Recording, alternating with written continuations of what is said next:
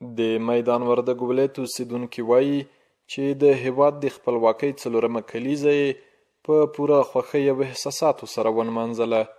زیاتوي چې د دا ډول ورځو احساسات ورته نه هېرېدونکي وي.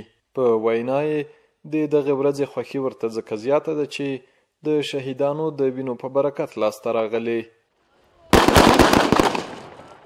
د احساسات مې ول د ازادۍ ورځ وله او ډېر په خوشحالۍ باندې تېره سوله. هغه ورځ چې شهیدانو هیلې ارمانونه پوره سول په دغه ورځ باندې دوی غوښتل چې د هېواد آزاد شي. که څه هم دوی نشته، دوی روحونه د خدای حاد لري، نو دغه ورځ آزاده شوه. خلک او هېواد بیرغ هر څه مو آزاد شو. اوس موږ خپل هېواد کنټرول لرو، خپل هېواد کې یو خپل جای لرو او هېواد مو یعنې آزاد شوی دی، نو ډېر ښه احساس مو درلود. د ښار کلیو او بانډو رنګ د هماغه ورځې په شان د ازادۍ په رنګ تازه دی. هر څه لا تر اوسه د خوښۍ په درشل کې دي.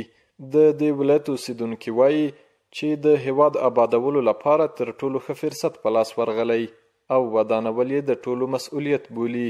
او هغه لمانځنه موږ په ښه مراسمو سره تجلیل کړله. نو د دغې دپاره موږ او ټول عوام لس ډېره خوښي ښیي او باید دغه لا هم ښه فرصت ده چې دغې نه سړی استفاده وکړي. ډېره ښه ورځ ده، دا په ډېرو قربانۍ راغلې ده او موږ دې باندې ډېر خوشحاله یو چې دا ښه ورځ ده او ازادي ده، دې کې جنګونه ختم سوه. دا ورځ د هېواد د ټولو ولایتونو سربیره د میدان وردګ ولایت مرکز په شمول په ټولو ولسوالیو کې په پراخ ولسي ملاتړ ونمانځل شوه.